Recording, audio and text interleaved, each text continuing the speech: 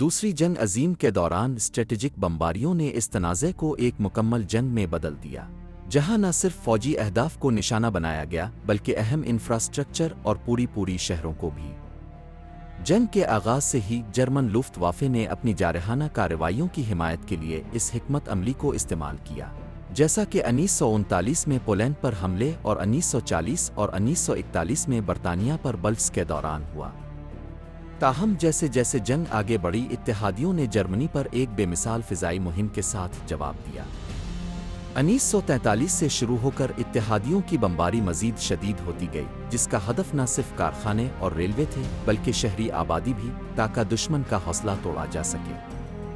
Hamburg میں operation گومورا نے شہر کو کھنڈر بنا دیا، جبکہ 1945 میں ڈریسڈن پر حملہ جنگ کے سب سے تباہ کن واقعات میں سے ایک بن گیا۔ برلن، نیرنبرگ اور میونخ بھی ایسی کارروائیوں کا نشانہ بنے جنہوں نے جنگ کا رخ بدل کر رکھ دیا۔ یہ بمباری کس طرح کی گئیں اور اپنے پیچھے کیا کچھ چھوڑ گئیں؟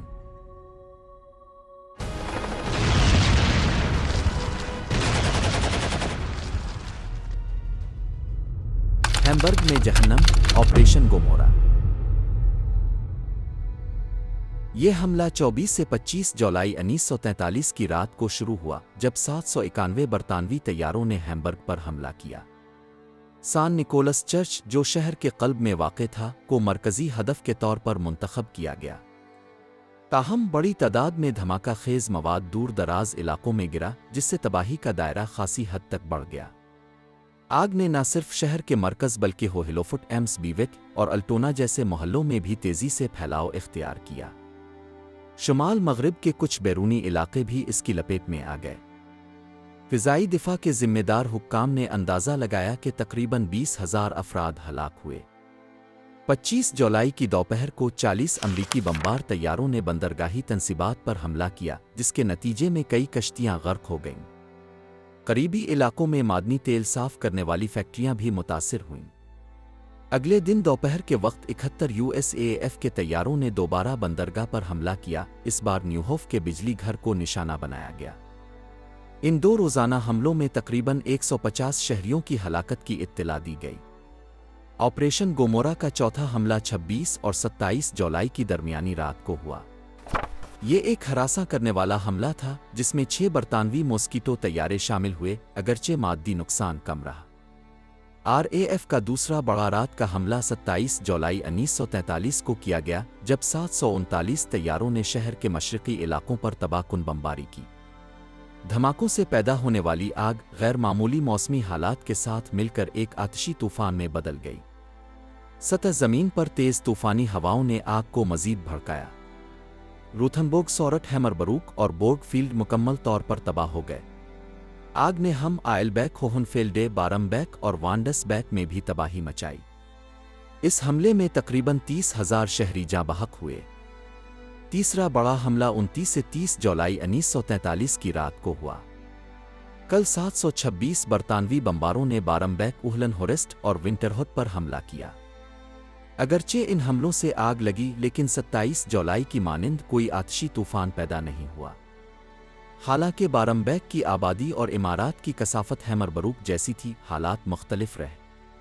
مرنے والوں کی درست تعداد معلوم نہیں، لیکن بعض ذرائع اسے تقریباً 1000 بتاتے ہیں۔ 2 سے 3 اگست کی رات کو آپریشن گومورا کا 7واں اور آخری حملہ کیا گیا۔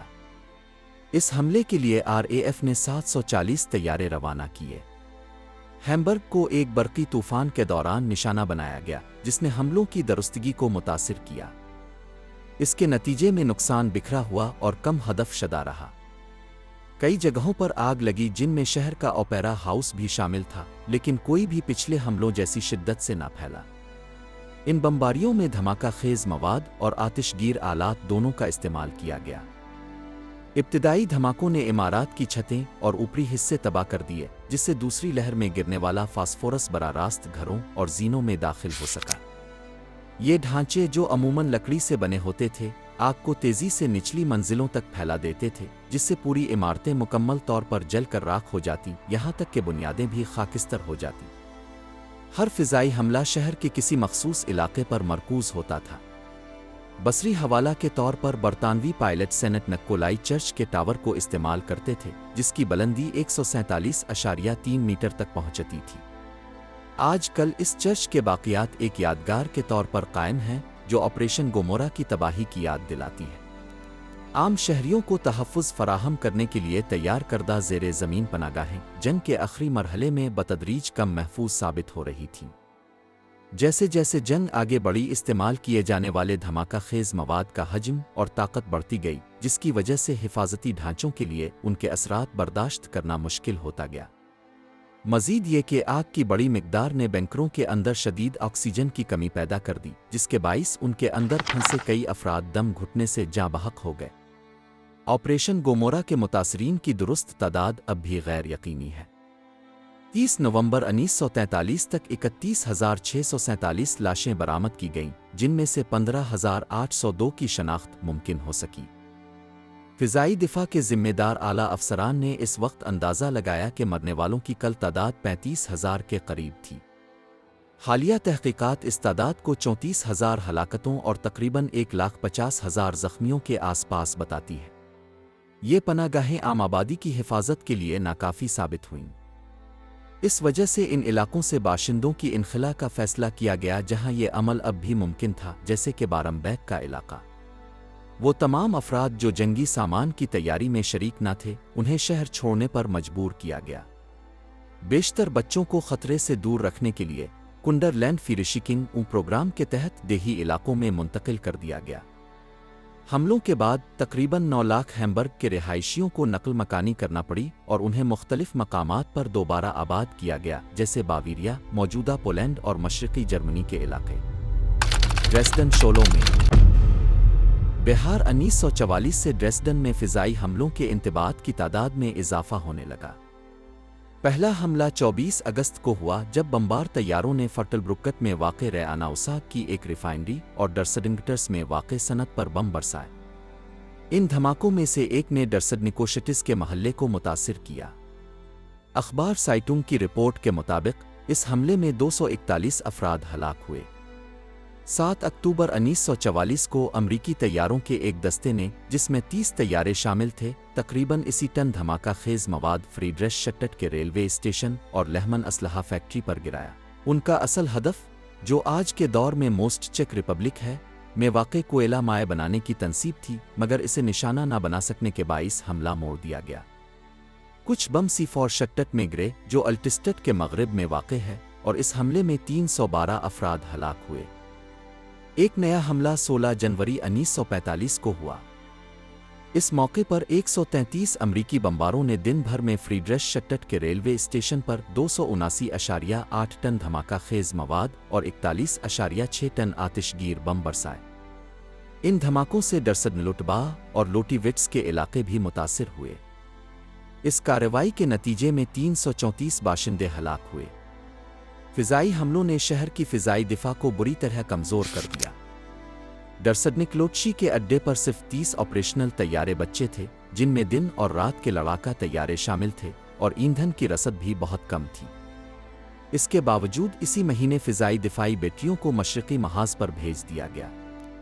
ख़राब मौसमी हालात की वजह से अमरीका ने पहले हमले की क़यादत बरतानवी RAF को सौंप दी। एक ऐसी कार्रवाई की मंसूबाबंदी की गई जो 2 मरहलों पर मुश्तमिल थी, जिनके दरमियान 3 घंटों का वक्फा था, ताकि दूसरी लहर में आने वाला हमला उन इमदादी टीमों को निशाना बना सके जो पहली लहर के नतीजे में लगने वाली आग बुझाने की कोशिश कर रही हों। इसी वक्त मीगड्डीबर्ग, नीरनबर्ग, बोन बोलिन और मेसबर्ग जैसे दीगर शहरों पर भी हमले किए जाने थे, ताकि जर्मन अफवाज को उलझाया जा सके। 13 फरवरी 1945 को शाम 5:20 पर इवो लांकास्टर्स के एक स्क्वाड्रन ने बरतानिया से ड्रेसडन की जानिब परवाज़ भरी और 1100 किलोमीटर से ज़्यादा का फासला तय किया। उनका मिशन था कि शहर को मैग्नीशियम की रोशनी वाली पैराशूट फिल्रस से रोशन करें, जिन्हें जर्मन क्रिसमस ट्रीज कहा करते थे। ये तैयारे, जो पाथ फाइंडर कहलाते थे, अगली बमबारी के लिए निशाना तय करते थे। इसके बाद कई डी हैवी लैंड मॉस्किटो तैयारों ने परवाज़ भरी, जिन्हें 1000 पाउंड वज़नी मार्कर्स के ज़रिए स्ट्रेटेजिक मकामात की निशानदेही करने का काम सौंपा गया था। ये आलात सुर्ख रंग की शदीद चमक पैदा करते थे, जो बमबार तैयारों के लिए रहनुमाई का जरिया बनती। असर के मकाम को आउज़स्टस्टे के इलाके में, जो मरकज़ के शुमाल मगरिब में वाक़ है, मुकर्रर किया गया। आखिरकार हमले का मरकज़ी हिस्सा, जिसे प्लेट रैक का नाम दिया गया था, रवाना हुआ। इसमें 204 बरसाती लांकास्टर तैयारे शामिल थे, जो 500 टन धमाका खेज मवाद और 375 टन आतिशगीर सामान ले जा रहे थे। मजमूई तौर पर ये 2 लाख आतिशगीर आलात और 500 से लेकर 4000 पाउंड वज़नी बम लेकर चल रहे थे, जिनमें 2 टन वज़नी ब्लाक बस्टर बम भी शामिल थे, जो एक मुकम्मल ब्लाक को तबाह करने की सलाहियत रखते थे। ये तैयारे फ्रांस की फ़िज़ाई हुदूद में दाखिल हुए, दरिया सिंध के ऊपर से गुजरते हुए, और बाद में कोलून के शुमाली इलाके से जर्मनी में दाखिल हुए। 13 फरवरी 1945 को रात 10 बजे वो यूनिट जो बोलिन की तरफ रवाना थी, मरकज़ी काफ़िले से अलग हो गई। इस वक्त 10 लांकास्टर तैयारे नुकसान का शिकार हो चुके थे और आगे बढ़ने से कासिर थे, जिसके बाइस 244 तैयारे ड्रेसडन की तरफ रवां दवा रहे, जिसे एल्बा की फ्लोरेंस ऊ कहा जाता था।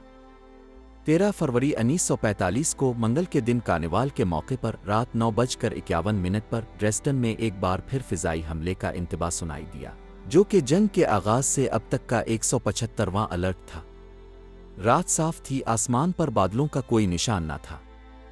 शहरी पनाह लेने के लिए जल्दी से घरों के तहखानों और बाकी मानदा चंद बैंकरों की तरफ दौड़ने लगे।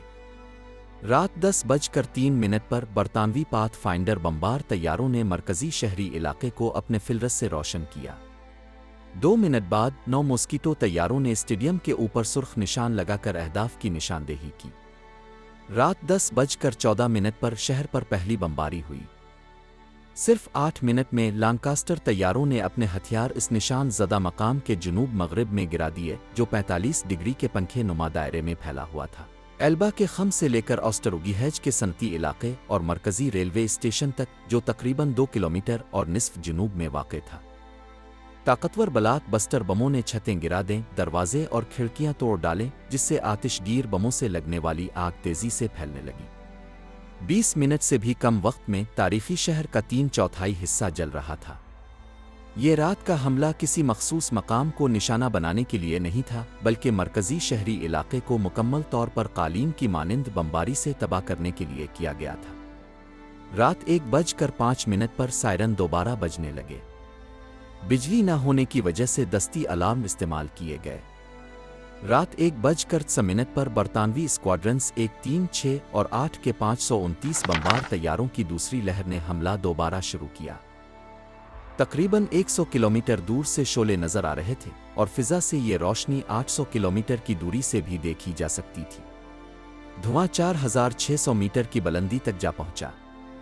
रात 1:06 से 1:04 के दरमियान हमला आवरों ने 6,50,000 आतिशगीर बम गिराए, यानी तकरीबन 1500 टन मवाद, जिसने लोडबाऊ से बलासेविट्स और नौसट्टच से जिशटनेट्स तक के इलाकों को तबाह कर दिया।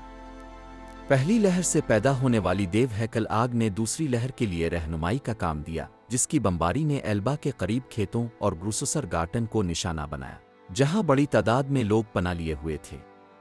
हमले के दौरान पीफुटनहार क्लिनिक और डियाकोनेसन क्रेनकुन हाउस जैसे अस्पताल भी मुतासिर हुए।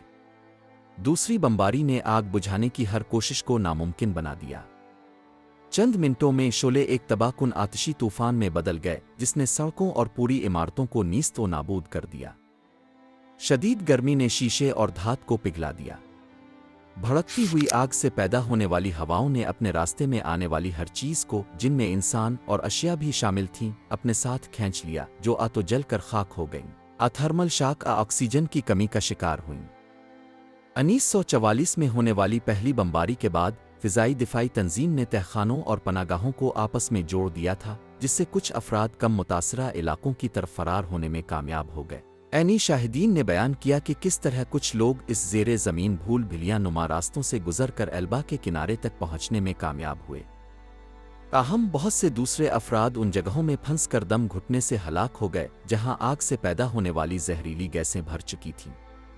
रात के हमलों के बाद 14 फरवरी 1945 को दोपहर 12:17 से लेकर 12:31 के दरमियान एक दिन का हमला हुआ। ये कार्रवाई 316 B-17 फ्लाइंग फोर्ट्रेसेस ने अंजाम दी, जो 8वीं बमबार कमान के पहली डिवीजन से ताल्लुक़ रखती थीं, और उनके हमरा सैकड़ों लड़ाका तैयारे बतौर मुहाफ़िज़ मौजूद थे। नामुवाफ़िक़ मौसमी हालात में अहदाफ की निशानदेही के लिए H-2X रेडार इस्तेमाल किया गया। शहर पर तकरीबन 474.5 टन धमाका खेज़ बम और 296.5 टन आतिशगीर बम बरसाए गए, जिनका मजमूई वज़न 771 टन गोला बारूद बनता है। कुछ तैयारे अहदाफ की दुरुस्त शनाख्त न कर सके और उन्होंने अपनी बमबारी ब्रूक्स पिल्जन और प्राग पर की, जहां 153 टन धमाका खेज़ मवाद गिरा। असल मकसद असलहा साजी की सनतों फ्रीड्रिश शट्टट के स्टेशन और उसकी मुरम्मत गाहों को तबाह करना था, लेकिन रेडार की खामियों के बाइस बम अहदाफ से दूर इलाकों में गिरे, जिससे नज़दीकी इलाकों को नुकसान पहुंचा। 35 किलोमीटर दूर नौसट्टट इंजाक्सुन में रात की बमबारी के बाद आग की राख बारिश की मानिंद बरसने लगी। 15 फरवरी को सुबह 10:15 पर आग से तबाहशुदा फरवइन की रचे ज़मीन बोस हो गई। बाद में 11:51 से 12:10 के दरमियान 211 B-17 तैयारों ने दोबारा हमला किया, जिसमें 460 टन धमाका खेज़ मवाद माइसुन से लेकर पीरना तक के इलाकों पर बरसाया गया। कोशिशों के बावजूद फ्रीड्रिश शट्टट स्टेशन को तबाह नहीं किया जा सका। 2 मार्च को 455 B-17 तैयारे, जो अमरीकी फ़िज़ाइया से ताल्लुक़ रखते थे, हाडररोर्क शवार्तिस हाइड की कोयला माए बनाने वाली फैक्ट्री की जानिब रवाना हुए, लेकिन उन्होंने अपना रास्ता बदल कर ड्रेसडन पर बमबारी की ताकि रेलवे लाइनों को नाकारा बनाया जा सके। सुबह 10:27 से बमबारी का आगाज़ हुआ, जिसमें 940.3 टन धमाका खेज़ मवाद और 140.5 टन आतिशगीर बम फ्रीड्रिश शट्टट, नौसट्टट और इर्दगिर्द की इमारतों पर गिराए गए। वर्नर फान गुल्जा ने फरवरी के हमले के बाद मकामी दिफा की कमान संभाली और फड्रिशुल अहलम लिगुमान की जगह ली। इसका सदर दफ्तर टाशनबर्ग महल में कायम किया गया, जिसे बाद में अल्बर्टिस्टिड के कैंप में मुंतकिल कर दिया गया। इसने नकरन में लुफ्तवाफे के खुराक और तिब्बी वसाइल के गुदामों को मुतासरीन की मदद के लिए इस्तेमाल करने का हुक्म दिया। इसके अलावा इसने मुहाजिरीन की आमद की निगरानी की और उन सिपाहियों को जिन्हें छठी मिली थी, जो मामूली जख्मी थे, दोबारा मुनज़्ज़म करके नई यूनिटें तश्कील दें। 10 अप्रैल को गाओलीटर मोशमान ने स्कूल के बच्चों के लिए आर्जी क्लास रूम्स और बरूहल की छत पर पनागाहें तामीर करने का हुक्म दिया। आखिरी बमबारी 17 अप्रैल को हुई, जिसमें 8वीं अमरीकी फ़िज़ाइया के 572 तैयारों ने हिस्सा लिया। इस हमले में 1526.4 टन धमाका खेज़ मवाद और 154.5 टन आतिशगीर बम स्टेशनों पर गिराए गए, जबकि 28 टन इजाफी बम एक गैर शनाख्त शदा फैक्ट्री पर बरसाए गए। इस कार्रवाई ने शहर में रेलवे ट्रैफिक को मुकम्मल तौर पर रोक दिया। नाज़ी हुकूमत ने इस तबाही को आखिरी बच जाने वालों की मदद से दिफा को मजबूत करने के लिए इस्तेमाल किया। 14 अप्रैल को मोशमान ने बाज़ाब्ता तौर पर ड्रेसडन का कला करार दिया। 23 अप्रैल को RAF ने शहर पर 40,000 प्रोपेगेंडा पम्फलेट गिराए। बर्लिन की 2 मई को हथियारी के बाद गुल्जा ने ड्रेसडन के दिफा को तहलील कर दिया और इनखला का आगाज़ किया। मुंतशिर ग्रुपों ने 8 मई 1945 को गैर मशरूत हथियारी तक मुज़ाहमत जारी रखी, जब सुर्ख फ़ौज ने शहर पर मुकम्मल कब्ज़ा कर लिया। ड्रेसडन के मरकज़ी इलाके में बड़ी तादाद में शहरी रहाइश पजीर थे और यहाँ तिजारती इमारतें तारीख़ी इमारतों के साथ जड़ी हुई थीं। हमलों के बाद अल्टिस्टेड तकरीबन मुकम्मल तौर पर शोलों में गिर गई। अगरचे कुछ ढांचे खड़े रहने में कामयाब हुए, वो शदीद नुकसान का शिकार हुए। C4 शट्टट, योहांसट्टट और ज़ोड 4 शट्टट जैसे इलाके मुकम्मल तौर पर तबाह हो गए, जबकि मिल्टन, इश्टरियलिन और ब्रोआना में भी तबाही नुमाया थी। राका, फ्रीड्रिश शट्टट, प्लावेन, ज़िशरकनेट्स और नौसट्टट के इज़ला में असरात शदीद थे और प्रोहुलस में शोले तेज़ी से फैल गए। शेंडावर और बॉर्डन बाखर शटरिसे के अतराफ तकरीबन 800 इमारतें, जिनमें 7,000 के करीब घराने, वर्कशॉप्स और फैक्ट्रियां थीं, मलबे का ढेर बन गईं। बमबारी के नतीजे में देर से बारोक दूर की कई नुमाया इमारतें तबाह हो गईं, जैसे सैम्पर ऊपर, फरवइन की रचे महल और सोफे की रचे। कई साल बाद जर्मन डेमोक्रेटिक रिपब्लिक की हुकूमत के तहत मुताद्दिद मुतासरा ढांचों को मिस्मार कर दिया गया, हालांकि कुछ खंडरात को इस तबाही की याद के तौर पर महफूज रखा गया। अगरचे रात के हमलों का मखसूस हदफ असलहा साजी की सनतें नहीं थीं, शहर के सनती शोबे का तकरीबन 70% हिस्सा तबाह हो गया। इसी तरह बिजली, गैस और पानी जैसे बुनियादी सहूलियात शदीद मुतासिर हुईं। कल 2,22,000 मकानात में से 60,000 से 75,000 मुकम्मल तौर पर मलबे का ढेर बन गए, 18,000 को शदीद नुकसान पहुंचा और 81,000 को जुज़वी नुकसान हुआ। तिजारती मराकिज़ का तकरीबन 30% हिस्सा बंद हो गया। ट्रांसपोर्ट का निज़ाम मुकम्मल तौर पर मफलूज हो गया। तकरीबन 75% ओवरहेड वायरिंग तबाह हो गई और सड़कें गढ़ों और मलबे के ढेरों से बंद हो गईं। एल्बा दरिया पर मौजूद तमाम पिल्लों को नुमायां नुकसान पहुंचा। अगरचे रेलवे सर्विस 2 हफ्ते के अंदर जुज़वी तौर पर बहाल होना शुरू हो गई, फौजी नकल व हमल चंद दिनों के अंदर दोबारा शुरू कर दी गई। मुताद्दिद फैक्ट्रियों ने काम बंद कर दिया क्योंकि या तो उनके ढांचे तबाह हो चुके थे, या अमला दस्तयाब न था, या खाम माल तक रसाई मुमकिन न थी। मार्च 1945 तक सिर्फ 6 फैक्ट्रियां काम कर रही थीं। ऑस्टरोगीहेज का मज़बा खाने ने 19 फरवरी को काम दोबारा शुरू किया, जबकि रोज़न शटरिसे की बेकरी ने मार्च में अपने फ़राइज़ बहाल किए। इसी वक्त के दौरान शहर के मरकज़ में तकरीबन 4,000 अफराद अब भी मुकीम थे। खुराक की तकसीम के लिए पॉइंट्स कायम किए गए, अगरचे जल्द ही रसद की कमी महसूस होने लगी। अप्रैल तक अवामी इमदादी इदारों ने मुतासरीन की देखभाल शुरू नहीं की। शहर, जिसके पास ना तो काफ़ी अहलकार थे और ना ही काबिले अमल दफातर, मुअस्सिर तरीके से बहरान को संभालने के काबिल रहा। तनाज़े के इख्तिताम से लेकर अब तक ड्रेसडन पर होने वाली बमबारी में मरने वालों की तादाद माहिरीन तारीख़ का मौजू बनी रही है। दुरुस्त अदाद व शुमार तय करने में दुश्वारी इसलिए पेश आई कि अगरचे 1939 में आबादी 6,42,000 थी, बमबारी के वक्त शहर में तकरीबन 2 लाख मुहाजिरीन और हज़ारों ज़ख्मी फ़ौजी मौजूद थे। बर्लिन पर बमबारी नामुकम्मल जारहियत। बर्लिन के खिलाफ फ़िज़ाई मुहिम, जिसे जर्मन दारुल हुकूमत पर बमबारी की जारहियत बर्लिन की फ़िज़ाई जंग के नाम से भी जाना जाता है, बरतानवी रॉयल एयरफोर्स (RAF) और अमरीकी फ़ौजी फ़िज़ाइया USAF की जानिब से किए गए एक सिलसिलावार हमलों पर मुश्तमिल थी। ये मुहासरा, जो नवंबर 1943 से मार्च 1944 के दरमियान जारी रहा, इस मकसद के तहत अंजाम दिया गया कि जर्मनी को हथियार डालने पर मजबूर किया जाए और ज़मीनी यलगार की ज़रूरत के बग़ैर दूसरी जंग अजीम का खात्मा किया जा सके। ताहम ये हिकमत अमली नाकाम रही। आर्थर हीरेस 1992 1984, जो RAF के बमबार कमान के सरबराह थे, को आला तरीन सतह पर रात के वक्त होने वाले भरपूर हमले अंजाम देने के लिए हिमायत हासिल थी, जिनका हदफ जर्मन इलाके में वाक़े फैक्ट्रियां और सनती मराकिज़ होते। बर्लिन पर जारहियत से पहले RAF और USAF दोनों ने मुश्तरका कार्रवाइयाँ की, जिनका हदफ रूहर के सनती खित्ते, रूहर की जंग मार्च ता जुलाई 1943 और हैम्बर्ग जैसे स्ट्रेटजिक मकामात थे, जहाँ ऑपरेशन गोमोरा जुलाई ता अगस्त इसी साल के दौरान शदीद नुकसान पहुंचा। उन कार्रवाइयों में RAF अमूमन रात को कार्रवाई करती, जबकि USAF दिन के वक्त हमले अंजाम देती। 1943 के वस्त में इत्तेहादी रहनुमा यूरोपी बर्र-ए-आज़म पर हमले की मंसूबा बंदी पर तवज्जो मरकूज करने लगे। जून में उन्होंने पॉइंट ब्लैंक हिदायतनामा जारी किया, जिसका बुनियादी मकसद जर्मन जंगी तैयारों की तैयारी को कमज़ोर करना था, क्योंकि ये तैयारे आइंदा ज़मीनी हमले के दौरान, जो अगली गर्मियों में नारमंडी में किया जाना था, ऑपरेशन ओवरलॉर्ड, खतरा बन सकते थे। इस हमले की कामयाबी के लिए फ़ज़ाओं पर मुकम्मल कंट्रोल हासिल करना निहायत ज़रूरी था। ताहम हीरेस को अहम तनसीबात पर किए जाने वाले मुंतखब बमबारी हमलों की मुअस्सरियत पर शक था, जैसा कि असलहा साज फैक्ट्रियों के खिलाफ। इसकी ये बेयकीनी USAF की शवानिफारत और रेगन सबारत पर की गई कार्रवाइयों में भी वाज़े थी।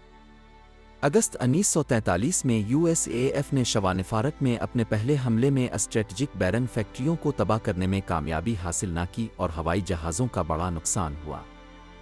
ताहम अक्टूबर में होने वाले एक नए हमले ने बेहतर नताइज दिए।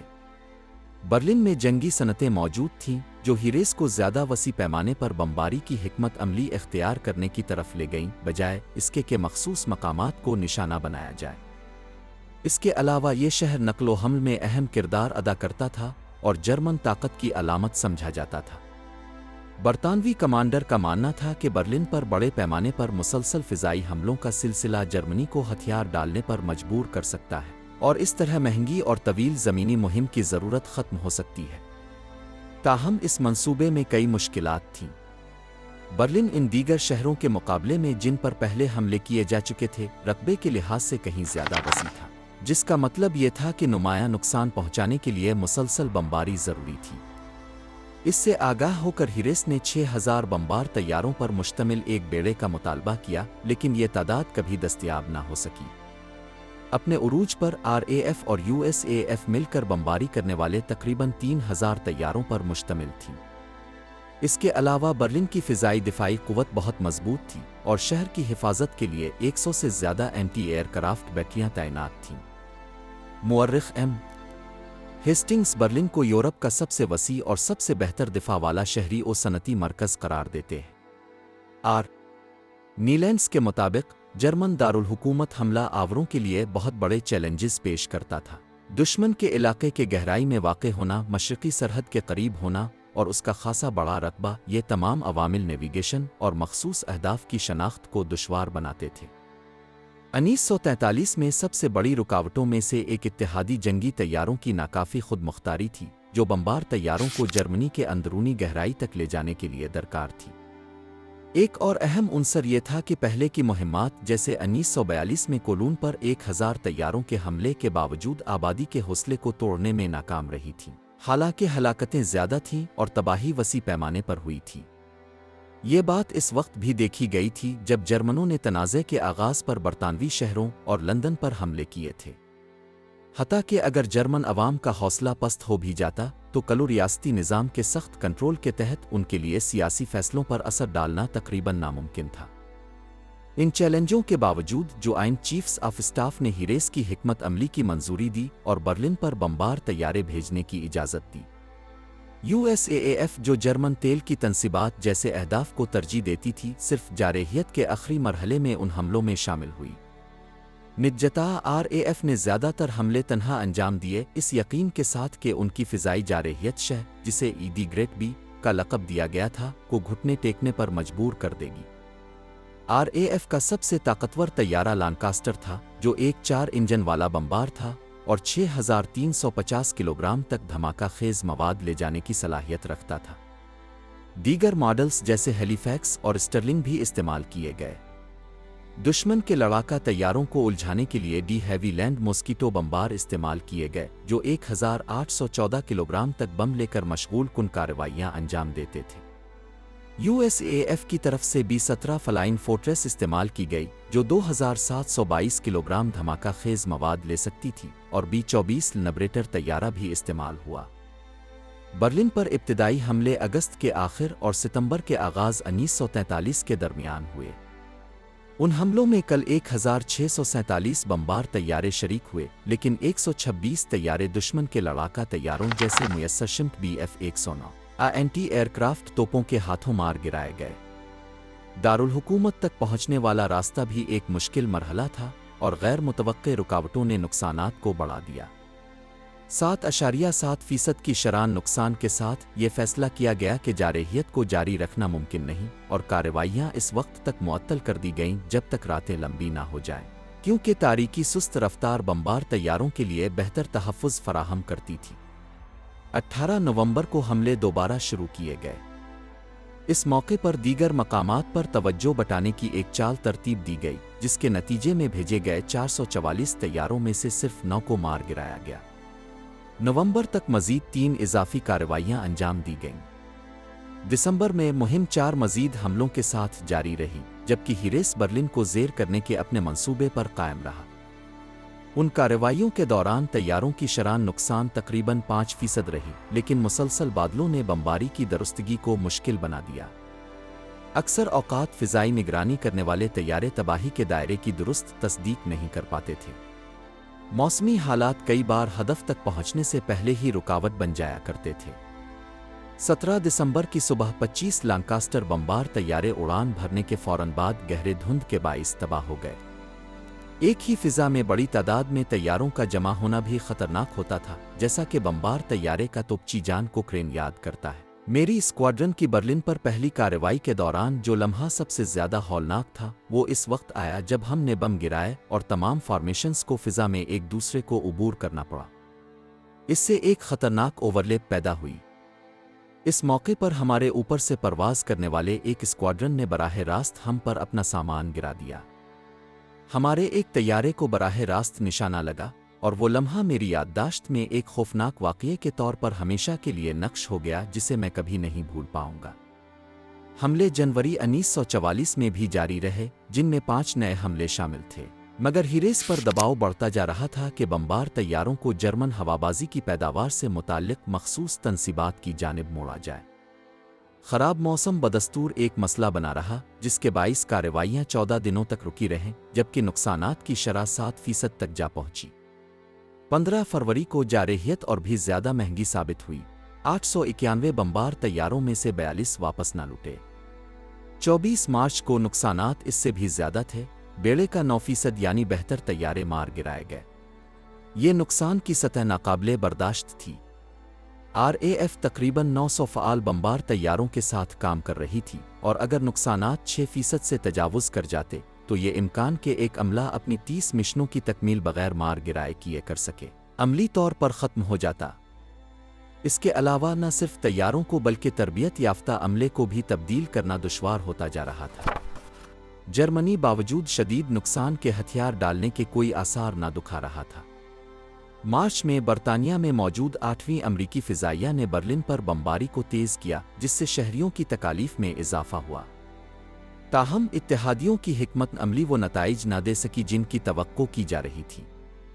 RAF نے جرمن دارالحکومت پر 16 بڑی کارروائیوں کے دوران 492 طیارے کھو دیے۔ صرف 6 مارچ کو USAF کی ایک دن کی کارروائی میں 69 بمبار طیارے مار گرائے گئے، جنہیں دشمن کی مسلسل مؤثر ہوتی فضائی دفاعی نظام نے نشانہ بنایا۔ دیگر شہروں کو بھی نشانہ بنایا گیا، جیسے مارچ 1944 میں نیرنبرگ، جہاں RAF نے تقریباً 100 طیارے کھو دیے۔ اگر پوری جارحیت برلن پر مرکوز رہتی تو لوفٹ وافے شہر کے دفاع کو مکمل طور پر مضبوط کر سکتی تھی۔ جب 1944 کی بہار قریب آ گئی، اتحادیوں کی ترجیحات تبدیل ہو گئیں۔ D-Day کی تیاریوں نے بمبار کمان کے وسائل کو اپنی جانب موڑ لیا۔ اگرچہ برلن کو شدید نقصان پہنچا، وہ گر نہ سکا۔ اسٹریٹجک نقطہ نظر سے جرمن دارالحکومت پر فضائی جارحیت اتحادیوں کے لیے ایک ناکامی ثابت ہوئی۔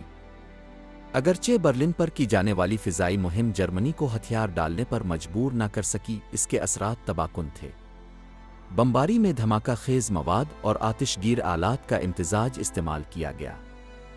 پہلے بم عمارات کی چھتوں اور فرش کو چیر کر راستہ بناتے، جس کے بعد آتش گیر آلات ملبے کے بیچ سے گزرتے ہوئے بڑے پیمانے پر آگ لگا دیتے۔ محتاط اندازوں کے مطابق کم از کم 4 لاکھ شہریوں نے ان حملوں کے نتیجے میں اپنی رہائش گاہیں کھو دیں۔ صرف نومبر میں تقریباً 4000 افراد ہلاک ہوئے۔ تاہم جیسے جیسے مہم آگے بڑھی، ہلاکتوں کی شرح میں نسبتی کمی آئی، کیونکہ ہزاروں بے گھر افراد نے تباہی سے بچنے کے لیے شہر کو چھوڑنے کا فیصلہ کیا۔ سیاہ جمعہ، نیرنبرگ کا المیہ۔ 30 اور 31 مارچ 1944 کے درمیان گزرنے والی رات کے دوران برطانوی بمبار کمان نے نیرنبرگ کے خلاف اب تک کی سب سے زیادہ خطرناک کارروائی انجام دی۔ یہ حملہ برطانوی فضائیہ کی پوری جنگ کے دوران سب سے بڑی ناکامی میں تبدیل ہو گیا، اور ساتھ ہی جرمن رات کی فضائی دفاع کے لیے سب سے بڑی کامیابیوں میں سے ایک بن گیا۔ اس وقت تک نیرنبرگ، جو نازی پارٹی کے اجتماعات کے لیے ایک کلیدی شہر تھا، شاہی فضائیہ کی 5 پچھلی کارروائیوں کا نشانہ بن چکا تھا، مگر ان کا نتیجہ زیادہ مؤثر نہیں رہا تھا۔ اس کی برطانیہ سے دوری اور اکثر خراب موسمی حالات نے بھرپور ضرب لگانے میں رکاوٹ پیدا کی۔ تاہم برطانویوں کے لیے یہ ایک اسٹریٹجک لحاظ سے نہایت اہم مقام تھا، نہ صرف اس کے نظریاتی مقام کی وجہ سے، بلکہ اس لیے بھی کہ اس کے جنوبی علاقے میں MAN کمپنی کی فیکٹریاں واقع تھیں، جو آبدوزوں کے لیے ڈیزل انجن اور پینزر ٹینکوں کے لیے بنیادی پرزے تیار کرتی تھیں۔ اس کے علاوہ اس کے ارد گرد تقریباً 120 اسلحہ ساز کمپنیاں کام کر رہی تھیں۔ چونکہ یورپ میں اتحادی حملہ قریب آ رہا تھا، برطانوی اعلیٰ کمان نے فیصلہ کیا کہ یہ جرمن جنگی رسد کو کمزور کرنے کے لیے ایک بڑے پیمانے کے حملے کا وقت ہے۔ اتحادیوں کے لگاتار حملوں کے باوجود جرمن فوجی مشین اپنی بلند پیداواری سطح برقرار رکھے ہوئے تھی۔ فروری 1942 سے بمبار کمان کی قیادت کرنے والے آرتھر ہیریس کی نگرانی میں یہ فیصلہ کیا گیا کہ تمام دستیاب وسائل کو ایک بھرپور بمباری میں استعمال کیا جائے۔ اگرچہ آپریشن کا ہدف مخصوص فیکٹریاں تھیں، شہر کے دیگر حصوں کو نشانہ بنانے کو بھی خارج از امکان نہیں سمجھا گیا، کیونکہ ان کی تباہی بھی جرمن جنگی صلاحیت کو کم کرنے میں مددگار ہوتی۔ منصوبہ بندی کو مکمل رازداری میں رکھا گیا اور معلومات کے افشا سے بچنے کے لیے سخت اقدامات کیے گئے۔ پیشگی اجلاسوں کے دوران یہاں تک کہ عوامی فونز کے استعمال پر بھی پابندی لگا دی گئی تاکہ کسی قسم کی معلومات کا اخراج نہ ہو۔ اس جارحیت کے لیے تیار کردہ راستے کے مطابق فضائی بیڑا پہلے بیلجیم کے جنوبی علاقے کی طرف بڑھے گا، پھر مشرق کی سمت مڑ کر کاسل کے جنوبی علاقے تک پہنچے گا، جہاں سے وہ اصل ہدف کی طرف روانہ ہوگا۔ واپسی کا راستہ اشٹٹگارٹ اور فرانس کے شمالی علاقے سے ہو کر گزرے گا۔ یہ آخری حصہ سب سے زیادہ خطرناک تصور کیا گیا کیونکہ یہ جرمن رات کے لڑاکا طیاروں کی سخت نگرانی میں موجود علاقے سے گزرتا تھا، جہاں ممکنہ طور پر وہ پوری طرح چوکنے ہوتے۔ آپریشن کی کامیابی کے لیے ایک کلیدی عنصر توجہ ہٹانے کی حکمت عملی تھی۔ کئی یونٹس، جن میں زیادہ تر موسکیٹو طیارے شامل تھے، جو اہداف کی نشاندہی کے لیے مخصوص تھے، اور 50 ہیلی فیکس طیارے شمال کی جانب روانہ کیے گئے تاکہ جرمن دفاع کو اصل ہدف کے بارے میں گمراہ کیا جا سکے۔ کل ملا کر بمبار کمان نے 58 اسکواڈرنز پر مشتمل بمبار طیارے اور 9 موسکیٹو طیارے جمع کیے، جو مجموعی طور پر 795 طیاروں کی ایک شاندار قوت تھی۔ ان میں سے 572 لانکاسٹر اور 214 ہیلی فیکس تھے۔ نہ اس سے پہلے اور نہ ہی بعد میں جنگ کے دوران نیرنبرگ کے خلاف اس پیمانے کا فضائی دستہ تعینات کیا گیا۔ پرواز کا آغاز 30 مارچ 1944 کو رات 8 بجے ہوا۔ منصوبے کے مطابق 1:05 اور 1:22 کے درمیان ہدف کی نشاندہی کی جانی تھی، جس کے بعد اگلے 12 منٹ میں حملہ انجام دیا جانا تھا۔ ریڈار سے بچاؤ کے لیے پرواز کی بلندی کا حساب خاص طور پر لگایا گیا۔ برطانوی ساحل چھوڑنے کے بعد بیڑا 600 میٹر کی بلندی پر رہے گا اور بیلجیم عبور کرتے وقت یہ تدرجہ 2400 میٹر تک بلند ہوگا۔ وہاں سے بلندی بڑھتے بڑھتے 6000 سے 6500 میٹر تک پہنچے گی جب بمباری کی جائے گی۔ حملے کی مقررہ رفتار 250 کلومیٹر فی گھنٹہ تھی، جو واپسی پر 300 کلومیٹر فی گھنٹہ ہو جائے گی۔ اس کے علاوہ پیشگوئیاں بتا رہی تھیں کہ ہدف کے علاقے میں موسم سازگار ہوگا، جس نے مشن کی کامیابی پر اعتماد کو مزید مضبوط کیا۔ اس رات کی منصوبہ بندی کے مطابق تقریباً 3000 ٹن بم متعین کردہ ہدف پر گرنے تھے۔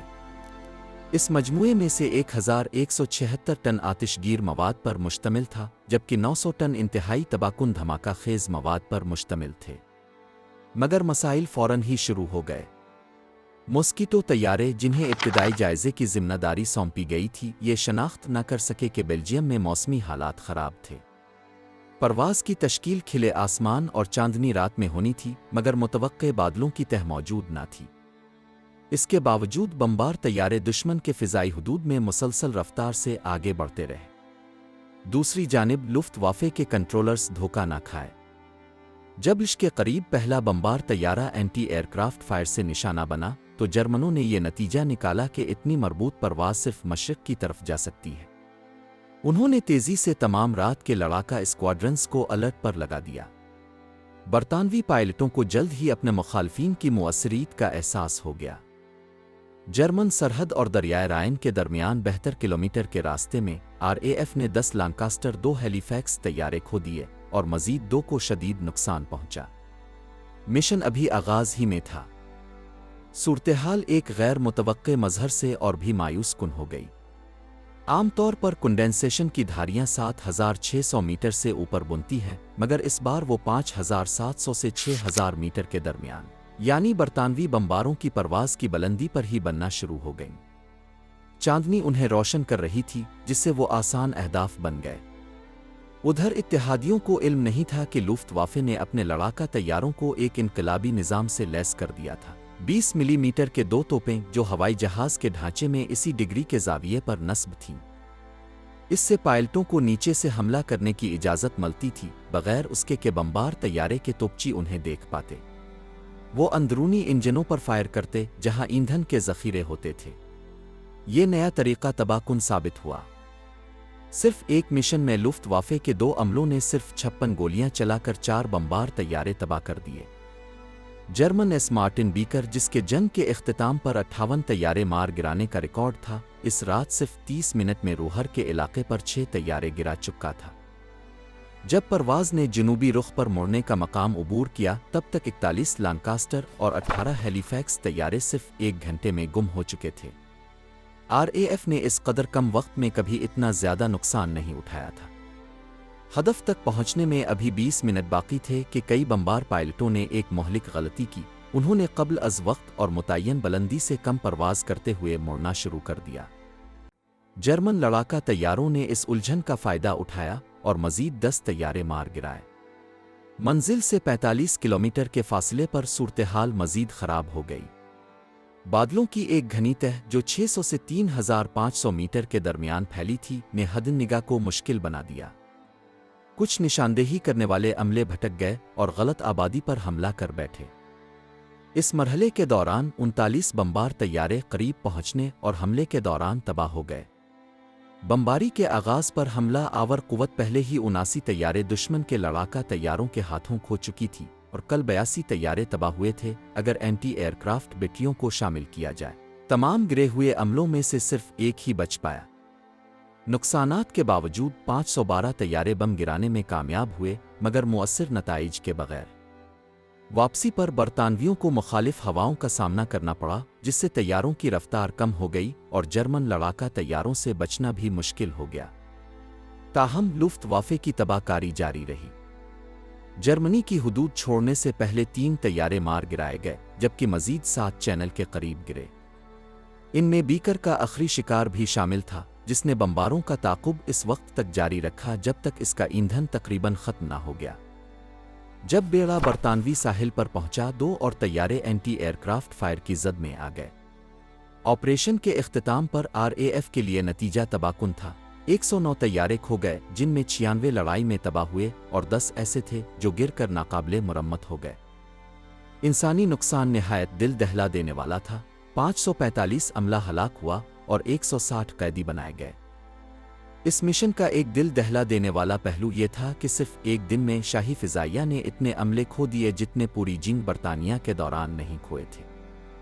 इसके बरक्स जर्मन रात के लड़ाका तैयारों को सिर्फ 10 तैयारे खोने पड़े और सिर्फ 11 पायलट जंग में मारे गए। नीरनबर्ग पर हकीकी असरात स्ट्रेटजिक लिहाज से निहायत मामूली थे। 133 अफराद हलाक हुए, जिनमें से बेहतर शहर के अंदर मौजूद थे। तबाही ने 198 घरों को निशाना बनाया और 96 सनती तनसीबात को मुख्तलिफ सतह के नुकसान पहुंचे, मगर सिर्फ 2 हफ्तों में सनती पैदावार दोबारा मामूल पर आ गई। लुफ्तवाफे के रात के लड़ाका तैयारों के लिए ये ऑपरेशन पूरी जंग का सबसे कामयाब मिशन था। अमलन हर पायलट ने कम अज कम एक दुश्मन तैयारा गिराया।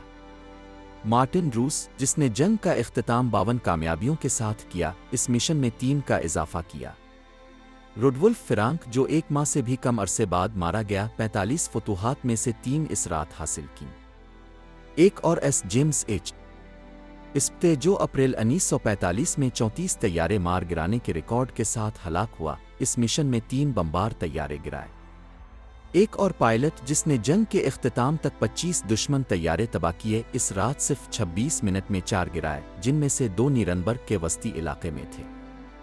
ताहम इस दिन का सबसे बड़ा कामयाब पायलट मार्टिन बीकर था, जिसने अपने BF-110 G4 पर सवार होकर 27 तैयारे गिराए। ये नतीजा बरतानवी बमबार कमान के लिए शदीद तबाहकुन था। आर्थर हिरेस और उसकी हिकमत अमली पर फौरन तनकीद की गई। कलआम की शिद्दत ऐसी थी कि RAF को नीरनबर्ग पर दोबारा हमला करने में 7 माह लग गए। जहां जर्मनों के लिए ये दिन उनकी सबसे बड़ी फतह के तौर पर याद रखा गया, वहां RAF की तारीख में इसे अलमनाक ईसिया जुमा के तौर पर याद किया जाता है। शोलाजार आसमान, म्यूनिख पर यलगार। 6 मार्च 1944 की अमरीकी तबाहकुन कार्रवाई के बाद ये बात वाज़ेह हो गई कि कमज़ोर होने के बावजूद लुफ्तवाफे अब भी एक काबिले लिहाज ख़तरा बनी हुई थी। इसकी ताकत को महदूद करने के लिए इत्तेहादी आला कमान ने एक जारहाना मुहिम की मंसूबाबंदी की, जिसका मकसद जर्मन जंगी पैदावार को कमज़ोर करना और बड़े पैमाने पर बमबारी के ज़रिए इसके लड़ाका तैयारों की परवाज़ की सलाहियत को महदूद करना था। 15 अप्रैल इसी साल 8वीं फ़िज़ाइया ने एक बड़े पैमाने पर हमला किया। इस मिशन में 616 P-38, P-47 और P-51 लड़ाका तैयारों ने हिस्सा लिया, जिनका बुनियादी हदफ जर्मनी के वस्ती और जनूबी इलाकों में वाक़ हवाई अड्डे थे। मजमूई तौर पर 8 हवाई अड्डों पर बमबारी की गई, जिनमें हैगनाओ का अड्डा शामिल था, जो एक दर्जा ए की तनसीब थी। ताहम इस ऑपरेशन की कीमत अमरीकी लड़ाका तैयारा बरदार फ़िज़ाइया को बहुत महंगी पड़ी। ये मिशन पूरी जंग के दौरान एक दिन में इन तैयारों के सबसे बड़े नुकसान का बाइस बना।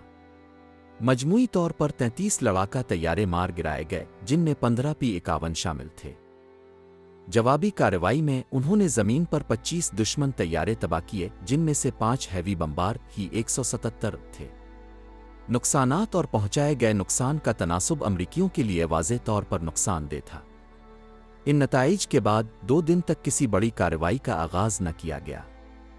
18 अप्रैल तक, जब 700 से ज़ायद बमबार तैयारों पर मुश्तमिल एक कुव्वत 600 लड़ाका तैयारों की हिफाजत में जर्मनी के जनूबी हिस्से में वाक़े कई हवाई जहाज़ों की फैक्ट्रियों पर एक कामयाब हमला अंजाम दिया गया। इस यलगार में 8वीं फ़िज़ाइया ने सिर्फ 19 बमबार और 5 लड़ाका तैयारे खोए, जिससे अमरीकी कमांडर्स ये सोचने लगे कि अब हालात उनके हक़ में झुकने लगे हैं। अगले दिनों में कोशिशों को फ्रांस में वाक़े अहदाफ पर मरकूज़ किया गया, बतौर तैयारी डी-डे के लिए। इन स्ट्रेटजिक मंसूबों में म्यूनिख पर एक बड़ी कार्रवाई शामिल थी, जहां ये मालूम था कि कई अहम हवाई अड्डे और लुफ्तवाफ़े के लिए ज़रूरी कारखाने मौजूद हैं। इत्तेहादी दबाव के बावजूद जर्मन सनत अब भी माहाना 100 से ज़ायद तैयारे पैदा कर रही थी। ये हमला 24 अप्रैल 1944 के लिए तय किया गया। इसे अंजाम देने के लिए 8वीं फ़िज़ाइया ने 704 बमबार तैयारे और 867 लड़ाका तैयारे तैनात किए। तीनों बमबार डिवीज़नों को हुक्म दिया गया कि वो म्यूनिख, फ्रीसन, एरलनग, बलंगिन, लापहाइम और दीगर मकामात में वाक़े हवाई अड्डों और सनती तनसीबात पर ज़र्ब लगाएं। अहम तरीन अहदाफ में ओबरपफाफिनहोफन में वाक़े डोरनेयर का कम्प्लेक्स था, जहाँ डव 335 लड़ाका तैयारे तैयार किए जाते थे।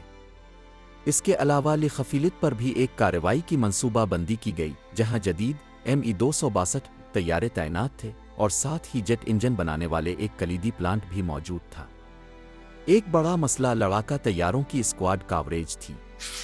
P-47 और स्पिटफायर तैयारों में इतनी खुद मुख्तारी न थी कि वो पूरे रास्ते की हिफाजत कर सके। सिर्फ 5 स्क्वाड्रन्स पर मुश्तमिल P-51 तैयारे स्टटगार्ट से म्यूनिख तक का हिस्सा और वापसी पर फ्रांकफर्ट तक का रास्ता कोर कर सकते थे। तहफ़्फ़ुज़ को ज़्यादा से ज़्यादा बनाने के लिए फ़िज़ाई कोर को मुख्तलिफ शुबों में तकसीम करके तरतीब दिया गया। जर्मन जानिब में लुफ्तफ़ुल्वट्टे राख की दिफाई सफ़ में GG-1, 3, 5, 11, 27, 53 और 106 के स्क्वाड्रन्स शामिल थे। इसके अलावा GG-301 की एक यूनिट और ZG-26 और ZG-76 के अनासिर भी शामिल थे। साथ ही लुफ्तफ़ुल्वट्टे 3 की तीसरी विंग का एक आर्जी दस्ता भी शामिल किया गया। मजमूई तौर पर 275 से ज़ायद सिंगल इंजन और 40 दो इंजन वाले लड़ाका तैयारे दिफा के लिए तैयार थे। म्यूनिख के इलाके में सबसे ज़्यादा नज़र आने वाला मॉडल Bf-109G6 था, अगरचे Bf-109G5 की कुछ यूनिटें भी सरगर्म थीं। इजाफी तौर पर हमला आवर बमबारों की एक तजर्बाती फ़ोर्स, जो भारी हथियारों और बख्तरबंद FW-109A7 पर मुश्तमिल थी, जंग के लिए तैयार की गई थी। उनके साथ तकरीबन 25 ME-110G2 और 12 ME-410A1 तैयारे शामिल किए गए। मुंतखब करदा हमले का रास्ता सबसे बड़ा रास्त था, लेकिन सबसे ज़्यादा ख़तरनाक भी। इत्तेहादी बमबारों को एक ऐसे राहदारी से गुजरना था जो एंटी एयरक्राफ्ट बेटियों से घिरा हुआ था और जो आग्सबर्ग से लेकर म्यूनिख तक फैला हुआ था। इसके बाद वो शुमाल और मगरिब की तरफ मुड़ते ताकि कानस्टनस झील के शुमाल में मौजूद अपने अहदाफ तक पहुंच सके, जहां म्यूनिख और मानहाइम के दरमियान शदीद एंटी एयरक्राफ्ट फायर की दीवार का सामना करना पड़ता। 1942 के आखिर से मुनख़ुज़ा वडगान में मौजूद फ़िज़ाई ज़िला 7 को 18 जदीद फ़ू MG-65 टेलीफिंकुन रेडार्स से लैस किया गया था, जो 128 मिलीमीटर की एंटी एयरक्राफ्ट बेटियों में ज़म थे। अप्रैल 1944 तक म्यूनिख की एंटी एयरक्राफ्ट दिफा में तकरीबन 600 बैटरियां शामिल थीं, जिनके किलेबर 37 से लेकर 128 मिलीमीटर तक थे, और उनकी क़यादत चौथी एंटी एयरक्राफ्ट ब्रिगेड कर रही थी, जो 3 फ्लैक रेजिमेंट्स और 2 नाइट टॉर्च लाइटिंग यूनिट्स पर मुश्तमिल थी। اسکواڈ کور کی محدود پہنچ کے باعث ایک اور مسئلہ یہ تھا کہ پہلے 2 بمبار ڈویژنوں کو اشٹٹگارٹ کے مغرب میں تقسیم کرنا پڑا کیونکہ ان کے اہداف مختلف تھے۔ تاہم اس حکمت عملی میں خامیاں رہ گئیں کیونکہ ہم آہنگی میں ایک غلطی کی وجہ سے پہلی ڈویژن کے 2 گروپوں کے درمیان دوپہر کے وقت جب وہ مختلف رفتار سے زگزگ پرواز کر رہے تھے 10 میل سے زیادہ کا فاصلہ پیدا ہو گیا۔ ہمیشہ چوک نہ رہنے والی جرمن نگرانی نے اس تقسیم کو فوراً بھانپ لیا۔ ایک گروپ ایردنک کی جانب بڑھا اور دوسرا اوبرپفافن ہوفن کی طرف۔ فوراً ہی GG-1 اور GG-11 کے لڑاکا طیاروں کو آگسبرگ سے روانہ کیا گیا تاکہ ان کا راستہ روکا جا سکے اور جنگ کا آغاز دوپہر 1 بجے سے ہوا۔ جلد ہی GG-3 اور GG-2 کے طیارے بھی حملے میں شامل ہو گئے اور ابتدائی طیارے مار گرائے گئے۔ اس مقابلے کے دوران کیپٹن ہرمن اشٹگیلر جو 3rd GG-26 کے کمانڈر تھے اور جنہیں 42 فتوحات حاصل تھیں، نے BF-109 G6/U4 پر مشتمل 30 طیاروں کے اسکواڈرن کی قیادت کی جنہوں نے B-27 بمباروں پر حملہ کیا۔ ان کے ناک میں نصب 30 ملی میٹر کے MK-108 کینن اور دونوں پروں کے نیچے نصب 20 ملی میٹر کے 2 MG-151/20 نے مہلک اثرات ظاہر کیے۔ تقریباً 15 منٹ تک B-27 بغیر کسی حفاظتی اسکواڈ کے شدید نقصانات سے دوچار رہے۔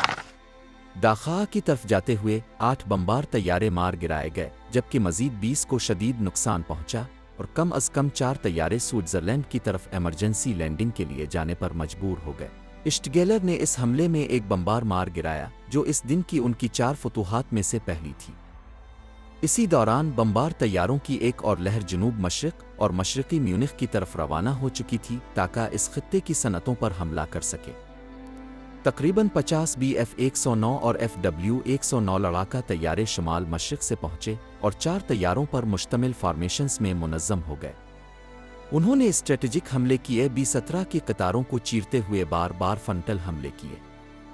جواب میں 2 اتحادی اسکواڈرنز نے فائر کھول دیا اور آسمان میں چاروں طرف گولیوں کی بوچھار سے بھرا ہوا ایک ہنگامہ خیز میدان جنگ بن گیا۔ اس لڑائی کے دوران جرمنوں نے مزید 3 بمبار اور کئی لڑاکا طیارے مار گرائے جبکہ مزید 5 bomber German anti aircraft fire سے تباہ ہوئے۔ تاہم انہیں ایک قابل ذکر نقصان بھی اٹھانا پڑا۔ فرانک شوائگر GG-3 کی پہلی اسکواڈرن کے لیڈر جس نے 56 فتوحات حاصل کی تھیں ایک P-51 کے فائر سے نشانہ بنا۔ اگرچہ وہ فورسڈ لینڈنگ میں کامیاب ہوا لیکن زمین پر حملہ ہونے کے بعد جلد ہی جان سے گیا اور یہ اس دن جرمنوں کی سب سے نمایاں ہلاکت تھی۔ اسی الغار کے دوران کیپٹن رابرٹ ووڈی جو US ایئر فورس کے 304 لڑاکا اسکواڈرن سے تھے عددی لحاظ سے دباؤ میں آ کر کئی جرمن لڑاکا طیاروں کا اکیلے سامنا کر رہے تھے جو اتحادی بمباروں کو ہراساں کر رہے تھے۔ صورتحال کے باوجود انہوں نے 4 دشمن طیارے مار گرائے جس پر انہیں 10 مئی کو کراس فار ڈسٹنگوشڈ سروس اسے نوازا گیا۔ تاہم بدترین لمحہ ابھی آنا باقی تھا۔ جب بمبار طیارے جنوب مغرب کی طرف مڑنے کے بعد مغرب کی سمت میں پرواز مکمل کر رہے تھے تو ہم آہنگی کی کمی کے باعث کچھ فارمیشنز لڑاکا طیاروں کی اسکواڈ کور کے بغیر رہ گئیں۔ اس کمزوری کا فائدہ اٹھاتے ہوئے GG-2 کے چھٹے ونگ جو صبر سے انتظار کر رہے تھے نے جنوب اور جنوب مغرب میونخ میں موجود B-17 طیاروں پر حملہ کیا اور ان میں سے 2 کو مار گرایا۔ ادھر 200 سے زائد بمبار طیارے اوبرپفافن ہوفن اور لاکسبرگ پر حملے کر رہے تھے۔ اسی دوران مزید مغرب میں آگسبرگ کے قریب ایک شدید فضائی لڑائی چھڑ گئی جس میں GG-3 اور GG-2 کی فورسز شامل ہوئیں۔ اس لڑائی میں کم از کم 8 امریکی لڑاکا طیارے اور 9 بمبار طیارے مار گرائے گئے۔ جنگ میں ہونے والے نقصانات کے باوجود دوسری بمبار ڈویژن جسے P-51 اسکواڈز کی مضبوط اسکواڈ کور حاصل تھی اپنی مہم مکمل کرنے میں کامیاب رہی۔ تاہم لڑائیاں مینگن کے مغرب میں بھی جاری رہیں جبکہ اتحادی فارمیشنز دوبارہ منظم ہونے کی کوشش کر رہی تھیں اور پچھلی صفوں سے مزید لڑاکا طیاروں کی مدد حاصل کر رہی تھیں۔ اسٹریٹجک اہداف پر بمباری اور جھڑپیں دوپہر 2:30 کے بعد تک جاری رہے۔ GG-26 کے تیسرے ونگ نے جنوب اور مغرب میں ہونے والی لڑائیوں میں شاندار کارکردگی دکھائی، 8 بمبار طیارے اور 1 لڑاکا طیارہ مار گرایا اور اس روز اپنے کسی پائلٹ کو نہ کھونے والی واحد جرمن یونٹ بنی۔ دوسری طرف GG-1 کی کارکردگی زیادہ بہتر نہ رہی، اسے 15 طیاروں کا نقصان اٹھانا پڑا جبکہ GG-301 نے مزید 9 کھو دیے۔ مجموعی طور پر لوفتوافے نے 47 لڑاکا طیارے کھو دیے، حالانکہ صرف 21 پائلٹ لڑائی میں مارے گئے۔ دوسری طرف امریکی نقصانات بھی خاصے زیادہ تھے۔ 40 بمبار طیارے مار گرائے گئے، جن میں سے 27 اوبرپفافن ہوفن کے علاقے میں گرے۔ اس کے علاوہ 17 لڑاکا طیارے، جن میں تمام P-51 تھے، تباہ ہو گئے۔ مزید برہ 257 B-17 طیاروں کو مختلف سطح کے نقصان پہنچے، اور کم از کم 12 بمبار طیارے مشن کے دوران ہونے والے نقصان کی وجہ سے برطانیہ کے دور دراز ہوائی اڈوں پر لینڈنگ پر مجبور ہوئے۔ نقصانات کے باوجود بمباری نے شدید تباہی مچائی۔ اوبرپفافن ہوفن میں ڈورنیئر کی تنصیبات تباہ ہو گئیں، جہاں 9 اوڈو 335 طیارے بھی تباہ ہوئے۔ ارلنگ میں 350ویں بمبار گروپ نے 20 کے تینوں مرکزی ہینگر تباہ کر دیے، جس سے یہ تنصیب 1 ماہ سے زیادہ عرصے کے لیے ناقابل استعمال ہو گئی۔ دوسری طرف آکسبرگ کے قریب گرنل کا ہوائی اڈہ شدید متاثر ہوا، اور اس کی عملی صلاحیت کا 50% حصہ تباہ ہو گیا۔ اس حملے میں فیلڈ کمانڈر کا گھر بھی نشانہ بنا، جس کے نتیجے میں اس کے 4 بچے جاں بحق ہو گئے۔ اسی دوران لیبر میں 8 بیرک مکمل طور پر بمباری سے تباہ ہو گئے۔ جرمن ریکارڈز کے مطابق زمین پر 50 سے زائد طیارے تباہ ہوئے، جن میں سے زیادہ تر درمیانے حجم کے بمبار طیارے تھے۔ اگرچہ کچھ فیکٹریوں پر اثرات نمایاں تھے، جرمن صنعتی پیداوار زیادہ تر برقرار رہی سوائے ڈو 335 کی صورت میں، جن کی تیاری کو نقصان کی شدت کے باعث سخت دھچکا لگا۔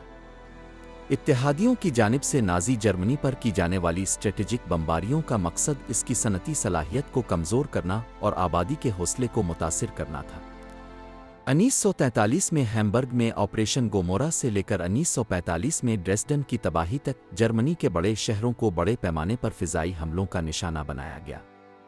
برلن، نیرنبرگ اور میونخ بھی ان جارحانہ کارروائیوں سے متاثر ہوئے، جنہوں نے فیکٹریوں، ریلوے لائنوں اور رہائشی علاقوں کو تباہ کر دیا۔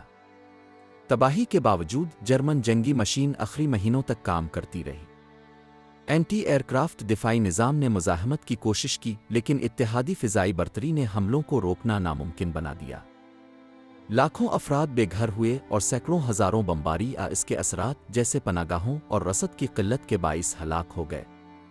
اگرچہ یہ حملے فوری ہتھیاری پر منتج نہ ہو سکے، لیکن انہوں نے تیسری ریخ کے بنیادی ڈھانچے کے انہدام اور جرمنی کے مئی 1945 میں حتمی سقوط میں اہم کردار ادا کیا۔ اسی وقت انہوں نے تباہی کی ایک ایسی وراثت چھوڑی جو جنگ کی تاریخ پر گہرا نقش چھوڑ گئی اور شہری آبادی پر بمباری کے اثرات پر مباحثے کو جنم دیا۔